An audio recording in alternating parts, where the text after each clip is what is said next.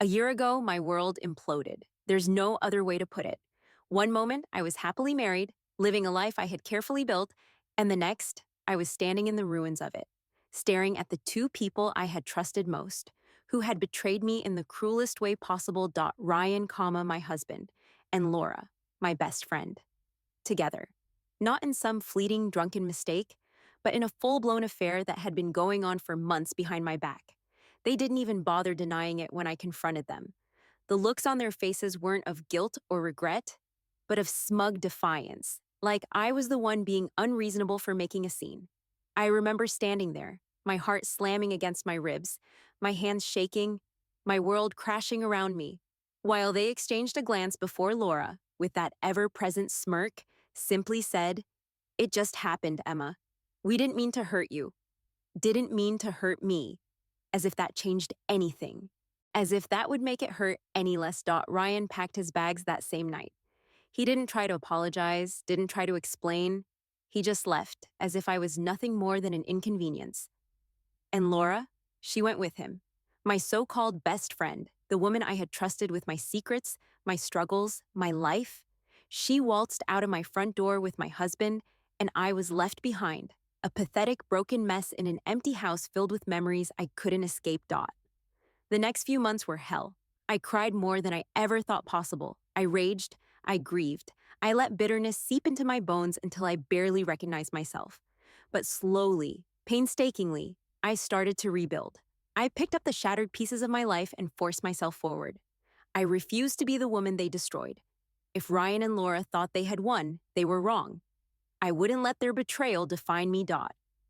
And then, karma intervened. A year after they left me in the dust, I heard the news from a mutual friend. Laura had dumped Ryan, but not just for anyone. She had left him for someone younger, someone more exciting, someone who could give her more. And that someone just so happened to be my younger brother, Nathan. At first, I didn't believe it. It was too poetic, too absurd to be real. Laura, the woman who had stolen my husband, was now in the arms of my own flesh and blood. It sounded like a twisted joke. But then I saw them together. Laura draped over Nathan like he was her latest prize, laughing at something he said while Ryan stood in the background, looking utterly wrecked. The tables had turned. Ryan, the man who had so callously tossed me aside, had been abandoned just as cruelly. And the best part? He never saw it coming. That should have been enough, knowing that Laura had played him the same way she played me, knowing that he was now the one left in the wreckage. That should have satisfied me. But karma wasn't done yet. Because not long after, Ryan came crawling back to me. It was a rainy evening when he showed up at my door, drenched and pathetic, his once confident smirk replaced by something desperate, something hollow. He told me he had made a mistake, that he never should have left me, that Laura had used him, that she had never really loved him. He said he missed me, that he wanted to fix things, that he still loved me. And I just laughed. For the first time in a year, I felt truly, undeniably free. Ryan was standing in front of me, begging for a second chance, but I wasn't that broken woman anymore. I had survived, I had thrived, and I had absolutely no interest in being anyone's second choice. I looked him in the eye, my voice steady and unwavering, and said the words I had waited so long to say, "You deserve this." Then, without another glance, I shut the door in his face. That was the moment I truly moved on. Not because Ryan had suffered, not because Laura had gotten what was coming to her, but because I finally understood that my worth had never been tied to them. Their betrayal had once broken me, but it had also set me free. And as I stood there, listening to the sound of Ryan's footsteps retreating into the night, I knew, without a doubt, that karma's sweetest revenge wasn't in watching him suffer. It was in knowing that I no longer cared. I wish I could say that after I shut the door on Ryan, he vanished from my life completely. That he took his karma, swallowed it, and moved on. But people like Ryan don't go down that easily. The next few weeks were a mess of pathetic attempts to get my attention. He sent flowers, dozens of them, each bouquet more extravagant than the last. He left voicemails, each one dripping with regret and self-pity. "Emma, I was a fool. Please just talk to me. Emma, we were happy once. Don't you remember? I miss you. I need you." I deleted every message. He even tried the classic accidental run-in move, showing up at my favorite coffee shop, at the grocery store, once even at my gym. I'd catch him staring at me, looking all sad and tortured, as if he expected me to rush into his arms and tell him everything was forgiven. The worst part? People who didn't know the full story actually felt sorry for him. Poor Ryan, I heard someone whisper once. Laura really did a number on him. Oh, the irony. But the real moment of reckoning came at my parents' anniversary party.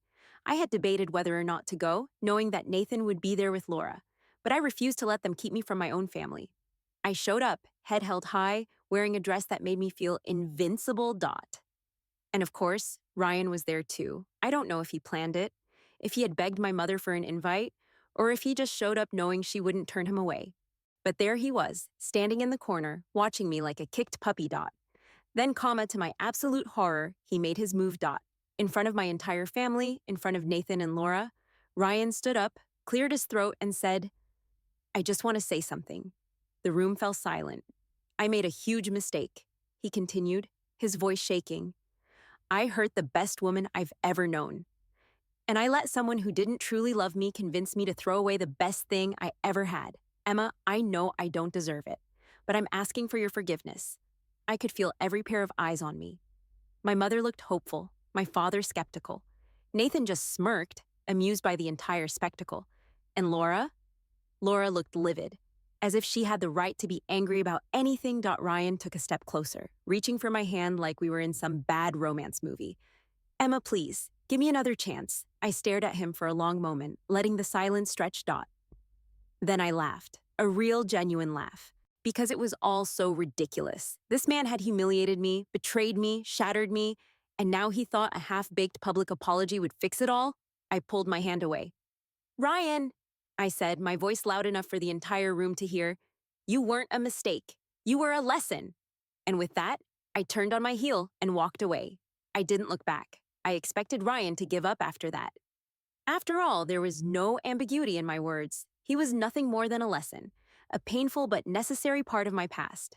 But Ryan had always been the kind of man who only valued something after he lost it. And now that he had lost everything, his marriage, his affair, his dignity, he wasn't just going to walk away quietly. The text started next. They went from apologetic to desperate to downright angry. "You're being so cold, Emma. You're not even willing to talk. I know I messed up, but you're acting like you're perfect, like you never made any mistakes. You think you're better than me now? Is that it?" That last one made me laugh. He really couldn't stand the idea that I had moved on, that I wasn't sitting at home crying over him. But the worst message came late one night. It was just one sentence. "Laura is going to ruin your brother the same way she ruined me." That made me pause, because deep down, I knew he was right. Laura was a selfish, manipulative woman. She had no real loyalty to anyone. She had betrayed me for Ryan, betrayed Ryan for Nathan. What made Nathan think he would be any different? But here's the thing. I wasn't in the business of saving men from the women they chose. Nathan was a grown man. He had seen what Laura was capable of, and he still chose to be with her. That was his mistake to make. So I ignored Ryan's warning. I blocked his number, deleted his messages, and moved on with my life. For a while, things were quiet, peaceful even. Ryan seemed to finally accept that I was done with him, and I didn't hear much about Nathan and Laura. Life moved forward. Until. One evening, I got a call from my mother. Her voice was tense. "Emma, I think you should come over." Something in her tone sent a chill down my spine. "Why?" "It's about Nathan." My stomach dropped. "What about him?" There was a pause. Then she said, "Laura left him." I let out a slow breath, pressing my fingers to my temple. Of course she did. It was only a matter of time. "For who?" I asked, because there was always someone else. Another pause. Then, "You're not going to believe this." I braced myself. "Try me." She left him for Ryan. For a second, I thought I had misheard her. "What?" "She's back with Ryan," my mother said, her voice laced with disbelief. "She moved out last night. Nathan's devastated." I sat there in stunned silence. Laura had done it again. And this time, the fallout was going to be even worse. I wish I could say I was shocked, that I couldn't believe Laura would slither back to Ryan after everything. But honestly, It was the most predictable thing in the world. Laura had always been the type to chase whatever felt new and exciting. When Ryan was married to me, he was a prize. When she finally had him, the shine wore off. So she moved on to Nathan, my younger, charming, successful brother. And now, when that excitement had faded, she had gone full circle, crawling back to the same man she had once left in the dust. I let out a humorless laugh. I hope Nathan learned his lesson, my mother sighed. Emma, he's heartbroken. I resisted the urge to roll my eyes. Of course he was. He had walked into this disaster with both eyes open, thinking he would somehow be the exception. He'll survive, I said, just like I did. But deep down, I knew it wasn't that simple. Nathan wasn't like me. He wasn't used to betrayal, to having the rug ripped out from under him. I had spent the last year rebuilding myself after Ryan and Laura had gutted me. Nathan had never been through something like this. And as much as I wanted to let him figure it out on his own, I knew I couldn't just stand by and watch my little brother spiral. So, the next day, I went to see him. Nathan looked like hell. His usually confident, put-together demeanor was gone. His eyes were bloodshot, his jaw tight, his apartment a wreck. I had seen this look before, on my own face, a year ago. She left, he said, running a hand through his disheveled hair. Didn't even give me a real reason, just packed her stuff and walked out. I sat down across from him. You know why? He exhaled sharply. Yeah, Ryan. For the first time since hearing the news, I let myself really process it. Laura had dumped Ryan for Nathan, humiliated him, made him the laughingstock of our social circle. And yet, Ryan had taken her back. It was pathetic. And also exactly the kind of poetic justice I could appreciate. Nathan shook his head, laughing bitterly. What kind of man lets a woman do this to him twice? I smirked. The same kind of man who thought cheating with his wife's best friend was a great idea. Nathan let out a sharp breath of laughter. Yeah, guess they deserve each other. I leaned back, watching my brother carefully. He was hurting, but underneath that, I could see the realization settling in. The slow understanding that this wasn't just about Laura. This was about him, about his own choices, about the fact that he had ignored every red flag because he thought he would be the one to change her. You'll be okay, I told him. Trust me. He looked at me, really looked at me, and for the first time, I saw something familiar in his eyes. The same resilience I had to claw my way toward after Ryan shattered my world. Yeah, he said, I think I will. And with that, I knew my brother would be fine.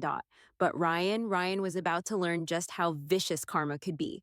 I didn't have to wait long to see the fallout. 2 weeks after Laura left Nathan for Ryan, the cracks were already showing. Word got around fast in our town. Everyone knew everyone's business, and gossip spread like wildfire.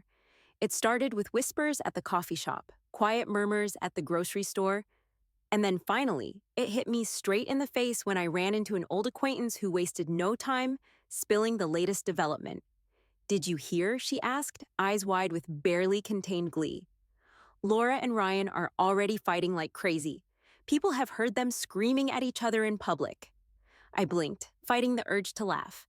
Of course they were. Laura had never been one to settle for an unhappy, quiet relationship.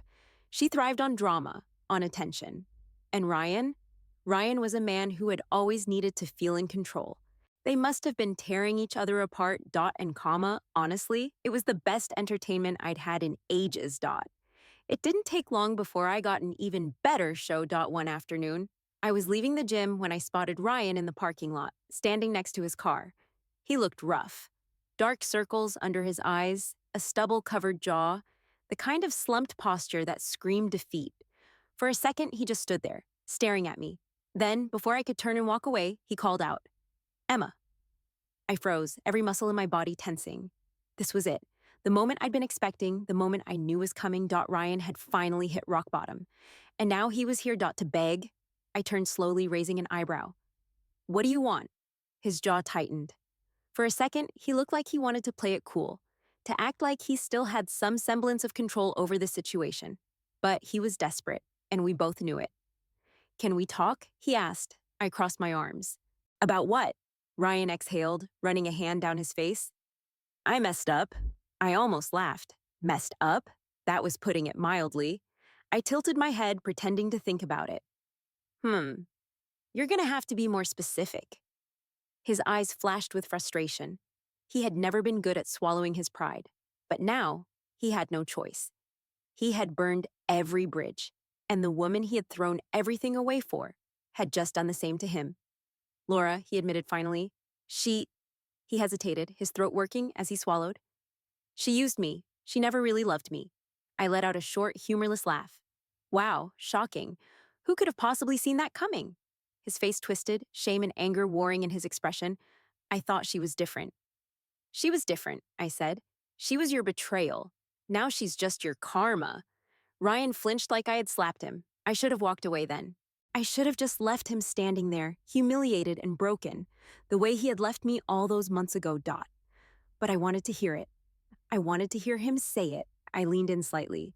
So what? She cheated on you? Got bored? Moved on to some other poor idiot?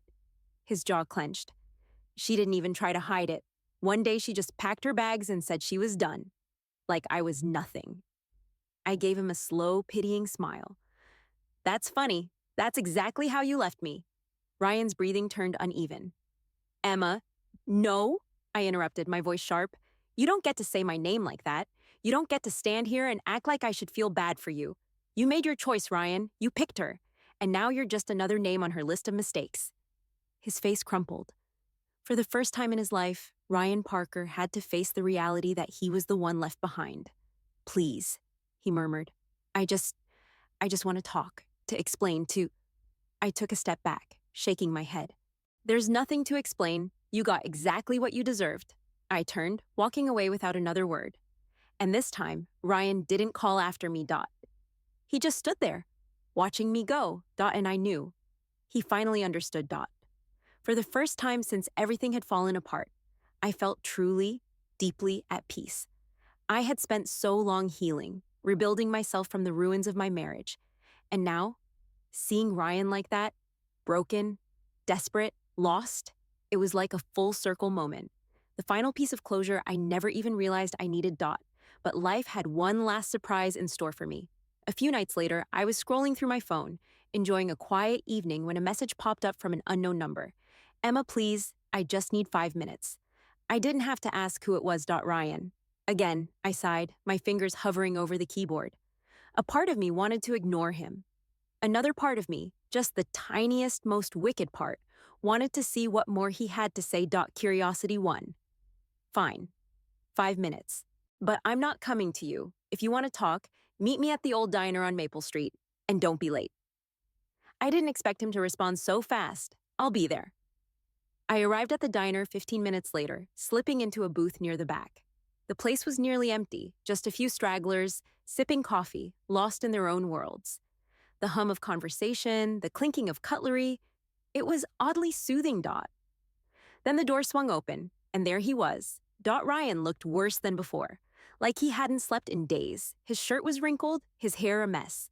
The confident, self-assured man I had once married was nowhere to be found. In his place stood a man who had lost everything.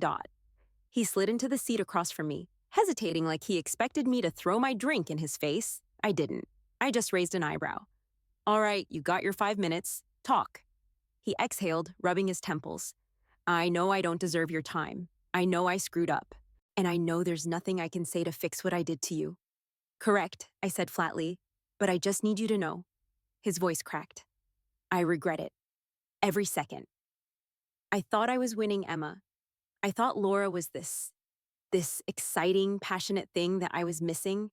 And I was so stupid. I watched him carefully, waiting for the but.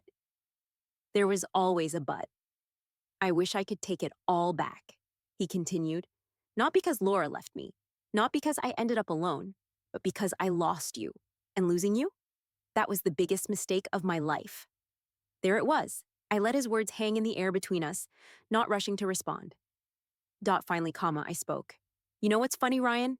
If you had said this a year ago, if you had looked me in the eye and told me you regretted what you did, maybe it would have meant something.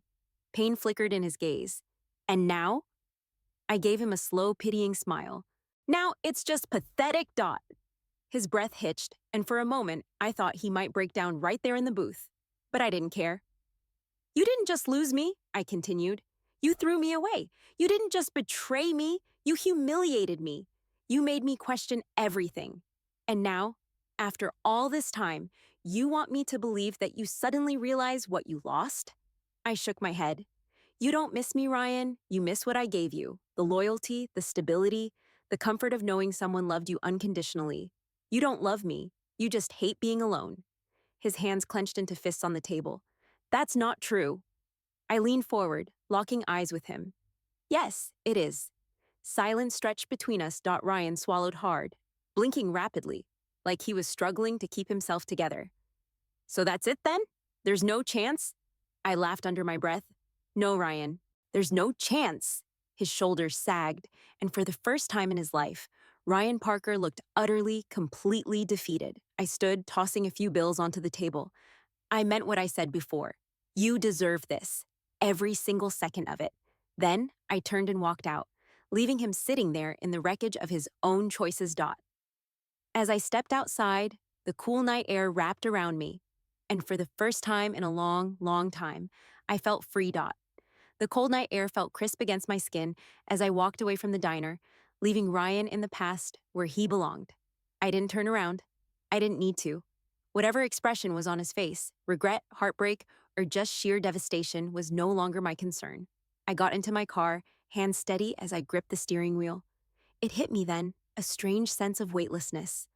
Like I had been carrying something heavy for so long that I forgot what it felt like to not be burdened. This was it. The final chapter of that part of my life, finally closed. I drove home in silence, no music, no distractions, just me and my thoughts. And for the first time in over a year, they weren't clouded with pain or anger. They were clear. Peaceful. By the time I pulled into my driveway, I realized something else. I wasn't just free of Ryan. I was free of the version of me that had loved him, the woman who had doubted her worth, who had spent nights wondering what she did wrong, who had let betrayal define her. She was gone.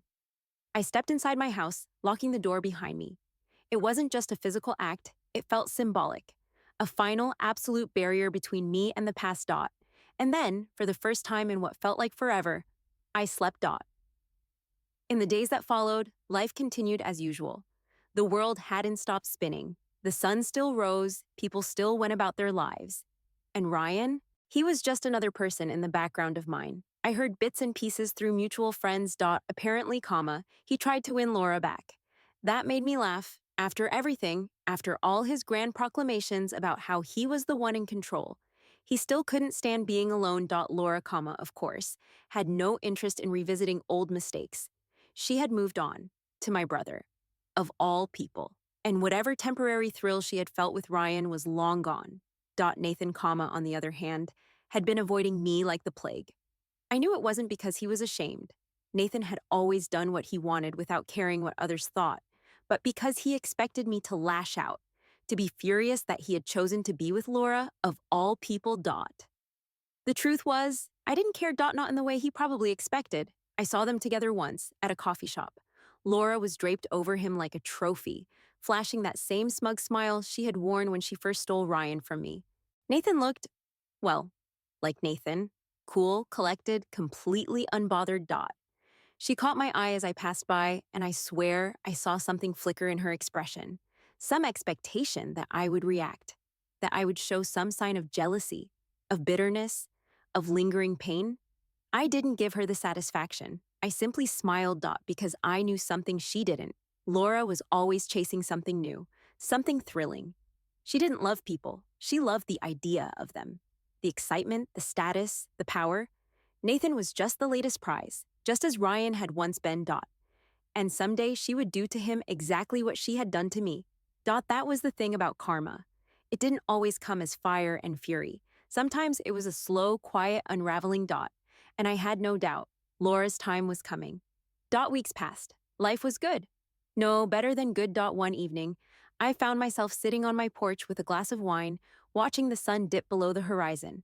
My phone buzzed beside me, a message from an old friend inviting me out.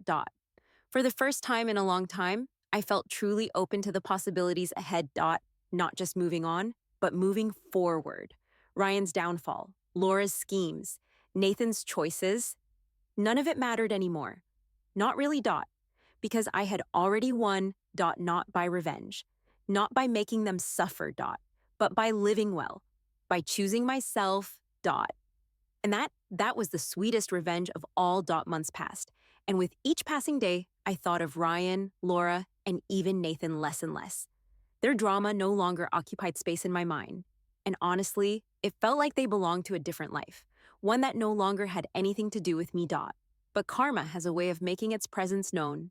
And even though I had moved on, it seemed like the universe wasn't quite finished with them yet, dot. One afternoon, I was at a local grocery store when I ran into an old acquaintance, Melanie, a woman from our old social circle. She was always in the know about everyone's business, and though I usually tried to steer clear of gossip, I could tell by the way she rushed up to me that she had something juicy to spill. Emma, have you heard? She asked, her eyes wide with intrigue. I gave a small shrug. Depends on what you mean. Melanie glanced around, lowering her voice. Laura and Nathan are over, and not in a quiet way. I blinked, mildly surprised, but not shocked. Already? She let out a dry laugh. You won't believe what happened. I leaned against my cart, silently signaling for her to continue. Apparently, Nathan caught Laura cheating. With his business partner, I felt my lips curl into a smirk despite myself. Of course she did. Let me guess, I said, crossing my arms. She tried to play the victim? Melanie nodded eagerly. Oh, you know she did. But Nathan wasn't having it. He threw her out, cut her off completely, and made sure she had nothing to fall back on. She was hysterical, calling everyone, trying to get sympathy, but no one's biting. I took a slow breath, absorbing the irony of it all. Laura had betrayed me for Ryan, then betrayed Ryan for Nathan. And now she had done it again. The cycle repeated itself. Karma had not forgotten her. And Ryan? I asked, just out of curiosity. Melanie's smirk widened. Oh, that's the best part. She went crawling back to him. I laughed. A full, genuine laugh. Laura, the woman who had so smugly strutted away with my husband, who had looked down on me like she had won, was now circling back to the same man she had deemed unworthy not so long ago. And, I prompted, Melanie's eyes sparkled with satisfaction. Ryan slammed the door in her face, didn't even let her finish talking. He's furious. Apparently, he was still holding out hope that Nathan and Laura would crash and burn. And when they did, he thought maybe he could swoop back in. But after what she did, he's done with her too. I let out a slow exhale, shaking my head. Wow, Melanie grinned. You should have seen it, Emma. It was messy. And now Laura is completely alone. She burned every bridge. I wasn't a cruel person. I didn't revel in other people's misery. But I would be lying if I said I didn't feel the slightest bit of satisfaction. Not because I wanted revenge. Not because I needed to see them suffer. But because I hadn't done anything. Laura, Ryan, Nathan, they had all made their choices. They had played their games, thinking they were untouchable. And yet, in the end, they were the ones left picking up the broken pieces. I had walked away. And I had won. Melanie gave me a knowing look. So, what do you think? I smiled, feeling lighter than I ever had before. I think I have dinner plans, and I definitely don't have time for old drama. Melanie laughed. I love this new you. I gave her a wink before turning my cart toward the checkout. Laura was alone. Ryan was alone. Nathan had learned his lesson the hard way. And me, I was free. Finally, truly free. That was karma's sweetest revenge. Weeks passed. And though the drama surrounding Laura, Ryan, and Nathan had finally fizzled out, the echoes of it still reached me now and then, through whispers in town, side comments from acquaintances, or social media posts that hinted at the aftermath of their self-inflicted chaos. Laura had disappeared from the social circles she once dominated. With no one left to manipulate, no one left to use as a stepping stone, she had faded into the background. The woman who had once strutted into my life like a queen, who had stolen my husband and basked in her so-called victory, was now nothing more than a cautionary tale. Ryan, from what I'd heard, was trying to put his life back together, but no one really took him seriously anymore. He had become a running joke, the man who had lost everything because he thought he was too clever for consequences. And Nathan. My brother had been humbled. We hadn't spoken in depth about what happened. There was still too much left unsaid between us, but I could see it in the way he carried himself now. The arrogance that had seeped into him after taking Laura from Ryan was gone. He was quieter, more reflective. Maybe he had finally learned that playing with fire only leaves you burned. As for me, I had moved on. Truly, completely, without looking back. One evening, as I was settling into my couch with a book and a glass of wine, my phone buzzed with a message. I glanced at the screen. Ryan. For a moment, I just stared at his name. I had thought he had finally given up, that after all this time, he had come to accept that we were done. But apparently, some lessons took longer to learn. With a sigh, I unlocked my phone and read his message. Ryan, I know you probably don't want to hear from me, but I just wanted to say I'm sorry for everything. I took a slow sip of my wine, debating whether to respond. He had years to apologize. He had chances, moments where he could have chosen honesty over deceit, loyalty over betrayal. But he hadn't. And now, when there was nothing left to salvage, when I had long since stopped caring, he finally wanted to acknowledge what he had done. I let out a quiet laugh, shaking my head. Ryan wasn't apologizing because he had changed. He was apologizing because there was no one left to comfort him. I tapped out a short response. Me. I forgave you a long time ago, Ryan. Not for you. For me. And then before he could reply, before he could try to drag me back into a past I had outgrown, I blocked his number. It was over. Finally, truly over. And it had never felt so good. Life moved on. And so did I. For the first time in what felt like forever, my days weren't haunted by betrayal, bitterness, or thoughts of revenge. The weight that had once sat heavy on my chest, the endless loop of what ifs and whys had faded into nothing more than an old, distant memory. I focused on myself. I poured my energy into work, into hobbies I had long neglected, into friendships that had remained steady through the chaos. I traveled, something Ryan had always dismissed as frivolous, but had always been a dream of mine. I spent a week in Italy, wandering the streets of Florence, sipping espresso in tiny cafes, standing in front of ancient art that had survived centuries of change. And through it all, I felt something I hadn't felt in a long time. Peace. But peace, I realized, also brought clarity. Because now that I wasn't drowning in anger or heartbreak, I could finally look at everything with fresh eyes. Ryan hadn't ruined me. Laura hadn't stolen anything from me. They had freed me. If they hadn't betrayed me, I might have spent the rest of my life in a marriage that was never as perfect as I had believed. I might have wasted years on a friendship that was nothing more than an illusion. I might have continued shrinking myself, making excuses for their selfishness, mistaking comfort for happiness. But instead, I had been forced to rebuild, to start over, to become someone stronger, someone wiser. And in the end, I had won. Not in some petty, vengeful way. Not because karma had done my dirty work for me. But because I had let go. Because I had chosen to be happy. And that was the greatest revenge of all. The years of pain, betrayal, and brokenness had transformed Emma into someone far stronger, far more resolved than the woman she had been when Ryan and Laura tore her world apart. At first, she had just wanted to survive, to move on, and to stop the constant ache in her chest. But time had done more than heal her wounds. It had shown her the power of choosing herself. The Emma of today wasn't consumed by rage or revenge. She had found something more important: self-respect. And through that, she had discovered a quiet strength that wasn't driven by hatred, but by the desire for peace. For the first time in her life, she was making choices based on her own happiness. A's for the villains. Ryan, the charming but selfish man who had left her behind for Laura, was a shell of his former self. His infidelity had led to his downfall, and his arrogance had ultimately isolated him. Ryan had believed that love was something to be conquered, something to be won. But what he didn't realize was that true love doesn't have winners and losers. It simply exists. And when he lost Emma, he lost the one person who could have truly loved him.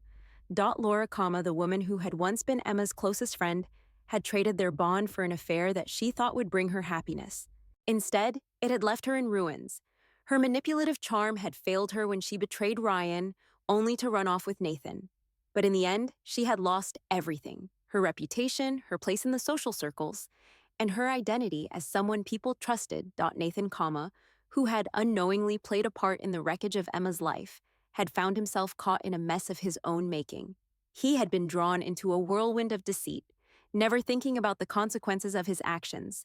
But when he saw the damage he had caused, both to his sister and to himself, He was left with nothing but guilt and the heavy burden of his choices. The people who had once been pillars in Emma's life were now mere shadows of their former selves. Emma's path to revenge had been slow, deliberate, and incredibly strategic. She had never intended to ruin them outright. Instead, she had chosen to let them ruin themselves. When she had learned about Laura's affair with Nathan, it had been a sickening reminder of how quickly betrayal could turn on its head. Emma could have retaliated immediately, exposing Laura for the hypocrite she was, but she held her ground. She knew that karma was already setting its trap. The opportunity came when Ryan reached out to her. Desperate, he had finally realized that he had lost control of the narrative. Emma's indifference was like a dagger to his pride. His message, his plea for forgiveness, came too late. He had already destroyed what was left of her trust, but what he didn't expect was that Emma would hold the power. Emma had kept her cool. She knew what needed to be done. A quiet, well-placed conversation with a few key people in the town, and a carefully timed leak of information about the downfall of Ryan's business ventures would do the trick. She didn't need to yell, to confront, or to make a scene. She simply made sure that the people who needed to know knew. Ryan's carefully constructed image began to crumble.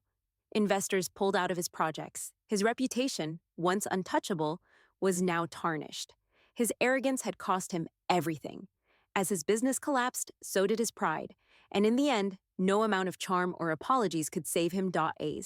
For Laura, Emma knew that the final nail in her coffin would come from her own mistakes. When the affair with Nathan was exposed, it wasn't just Ryan who was left angry and betrayed. The entire town turned against her.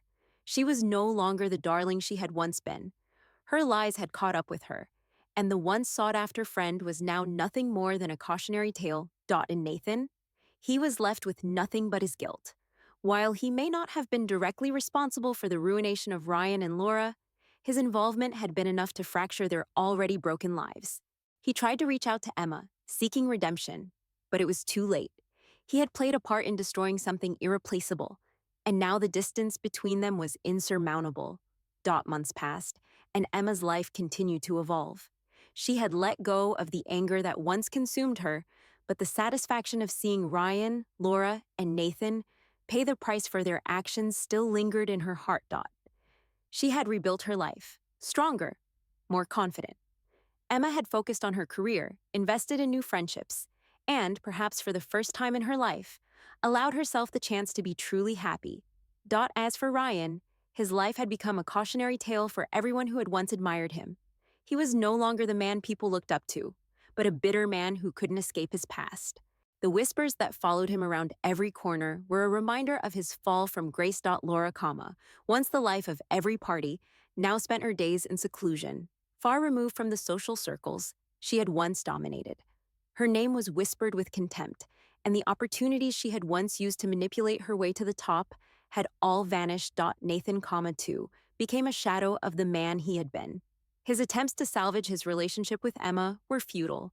She had moved on, and he was left to face the consequences of his own actions. The town's gossip mills had long since quieted down, but the damage was done. People would always remember what had happened, and they would always remember Emma as the woman who rose. The final blow came when Emma found herself standing at her front door one evening, just as the sun dipped below the horizon. A familiar, yet unwanted figure stood before her. Ryan. He looked different now, older, broken. His once pristine suit now seemed too tight, as if the weight of his failures had been pressing down on him for far too long. He tried to look confident, but there was a deep emptiness in his eyes that betrayed him. He looked at her, and for a brief moment, Emma saw the man he used to be, the man she had loved. But that man was long gone. Emma, he began, his voice shaky, uncertain. She crossed her arms, her gaze unwavering. "What is it, Ryan? Still trying to find someone to fix your mess?" He faltered, his shoulders slumping as he sighed. "I'm sorry. I know what I did, and Emma interrupted him with a cold smile. "No, you don't. You don't get to apologize anymore. You had your chance." He opened his mouth to protest, but she silenced him with a wave of her hand. "You deserve this, Ryan. You deserve every bit of the mess you created. I'm not here to fix you." Ryan's eyes glistened with frustration. But Emma wasn't moved. She was no longer the woman who had cried herself to sleep, wondering why it all fell apart. She had found herself again, and this time, there was no place for him in her life. With a final glance, she closed the door softly behind her, the sound of it echoing through the empty house. She had finally won.